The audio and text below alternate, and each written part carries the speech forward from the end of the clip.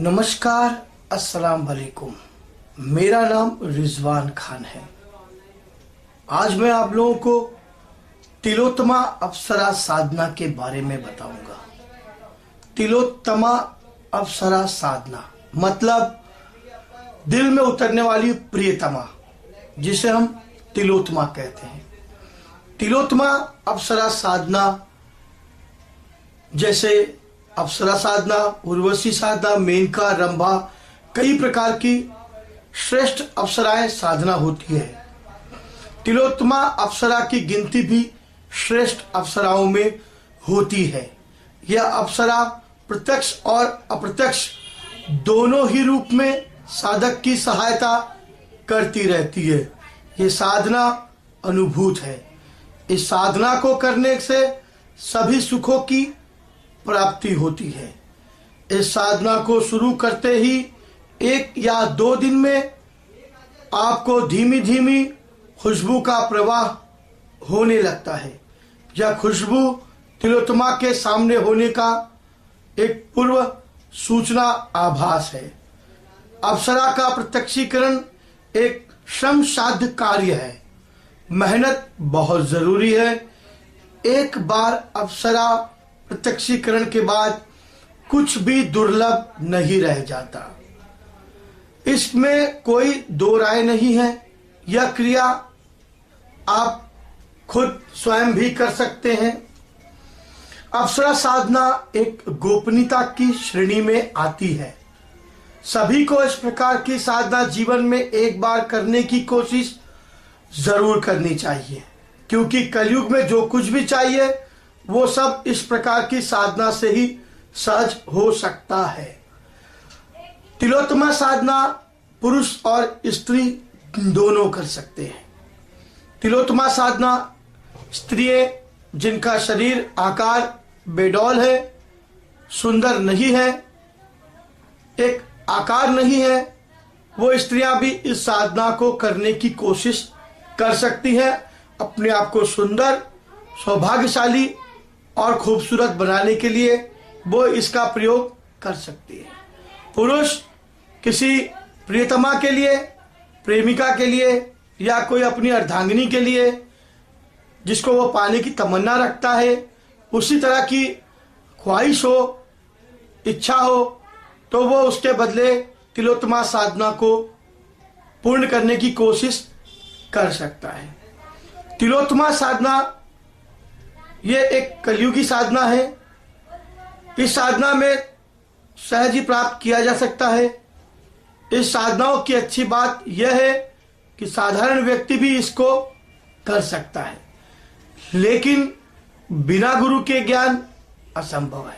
साधना, विधि और विधान आपको अपने गुरु से ही सीखना होगा, क्योंकि गुरु आपको दीक्षा देगा, शक्तिपात करेगा, मंत्र देगा, तरीका बताएगा, विधि विधान बताएगा, समय बताएगा, नियम बताएगा, पालन बताएगा और आपको सबसे बड़ा अपना आशीर्वाद देगा, जिसको प्राप्त करने के बाद आप इस साधना को करने में सक्षम हो सकते हैं। साधना स्नान कर ले, अगर नहीं कर सकते हैं तो आप हाथ मुंह धोकर भी धुले हुए साफ सुथरे कपड़े पहनकर आपको लाल रंगों का वस्त्र पहनना है।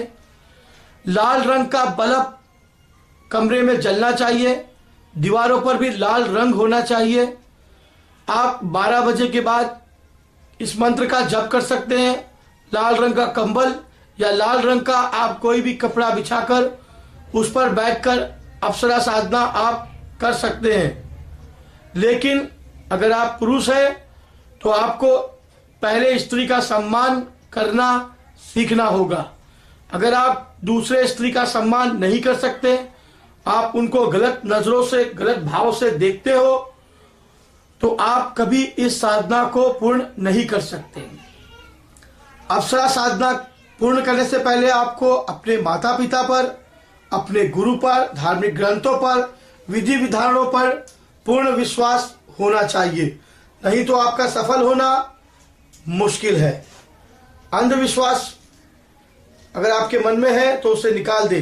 अविश्वास का साधना में कोई स्थान नहीं है। साधना का समय एक ही रखने की कोशिश करें। एक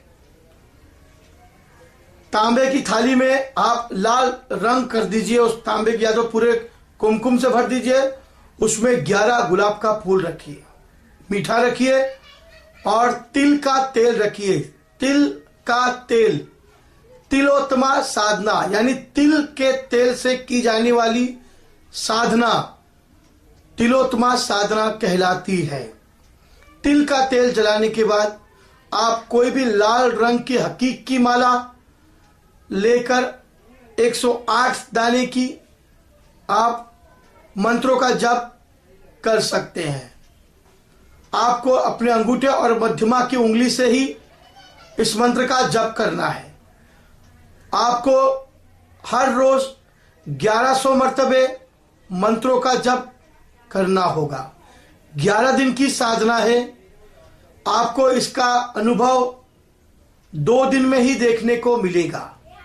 लेकिन अगर आपके मन में कोई डर, चिंता, तनाव अगर है तो कृपया आप इस साधना को न करें, क्योंकि साधना, मैं ये नहीं कहता कि वो आपके सामने एक सुंदर खूबसूरत स्त्री अप्सरा के रूप में ही आएगी। क्या पता वो आपका इम्तिहान लेने के लिए आपके सामने किसी भयंकर रूप में भी आ सकती है। आपको मन में विश्वास और संयम बनाए रखना है। उसके बाद आप अपने सामने एक किसी भी देवी की तस्वीर रखकर आप बैठ सकती हैं या आप बैठ सकते हैं। अगर आप स्त्री हैं और आप इस साधना को करने की कोशिश कर रहे हैं कि आपको भी तिलोत्तमा अप्सरा की तरह सुंदर गुणवान होना है, तो आप लाल रंग की साड़ी पहनकर, गजरा, गुलाब का फूल लगाकर, आप लाल चूड़ी पहनकर आप साधना में बैठ सकती हैं। इससे आप इस साधना को करने का प्रयास कर सकती हैं।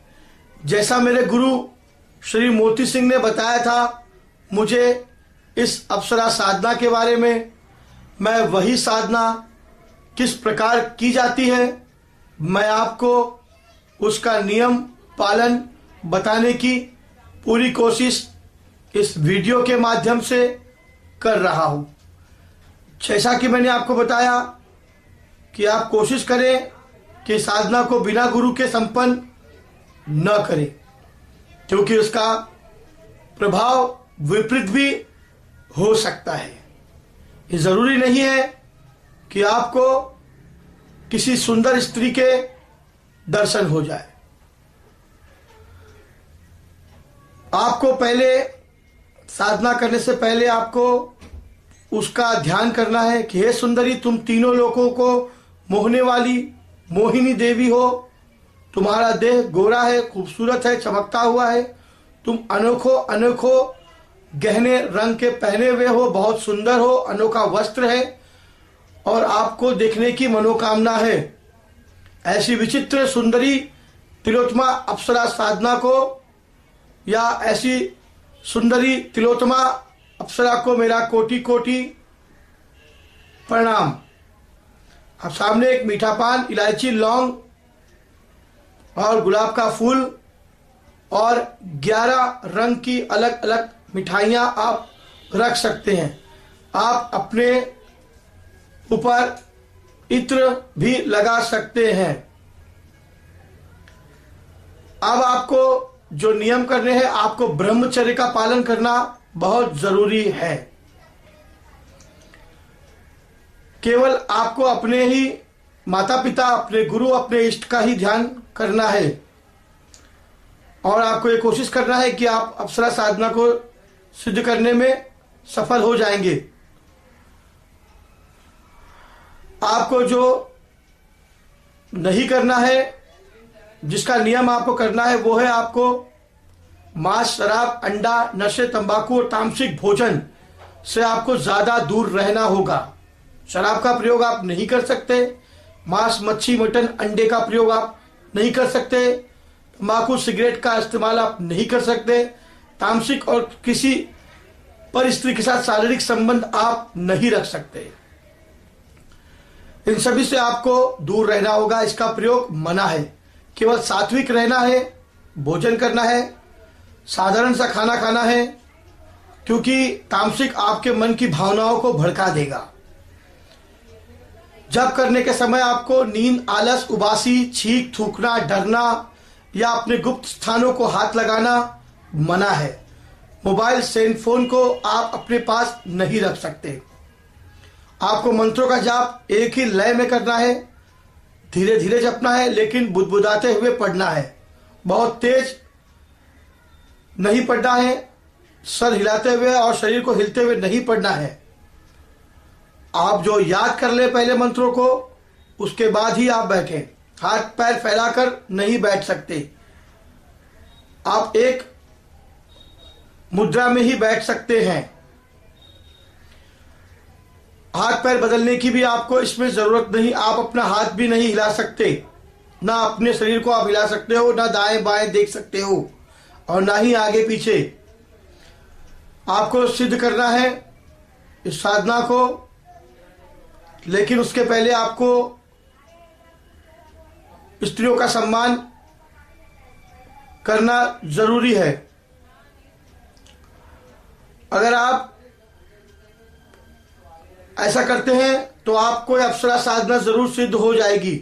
बाकी महाकाली की इच्छा, क्योंकि वो देवी जगत जननी है।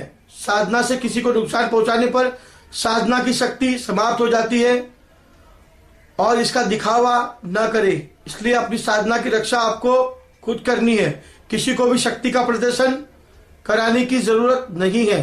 यहाँ कोई किसी के काम नहीं आता, लेकिन फिर भी कभी कभार किसी न किसी को बहुत ही ज्यादा जरूरत लगे, तभी आप इस साधना को करने के बाद आप सामने वाले की मदद कर सकते हो।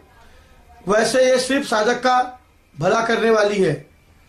मैं तो यही कहूंगा कि साधना को जरूर करे, मगर गुरु के मार्गदर्शन में ही करे और विश्वास के साथ करे। इसका परिणाम आपको जरूर मिलेगा। मंत्र जो ये है,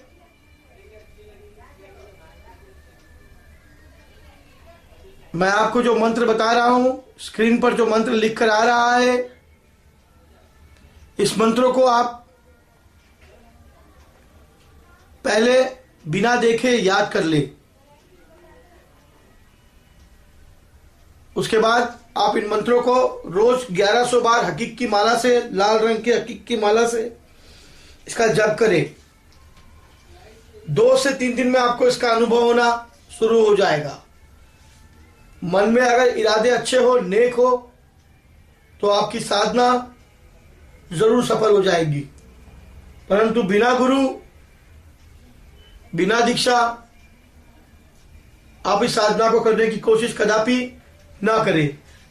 मेरा तिलोत्तमा साधना बताने का उद्देश्य केवल आप लोगों तक तिलोत्तमा अप्सरा साधना के रहस्य को पहुंचाना था।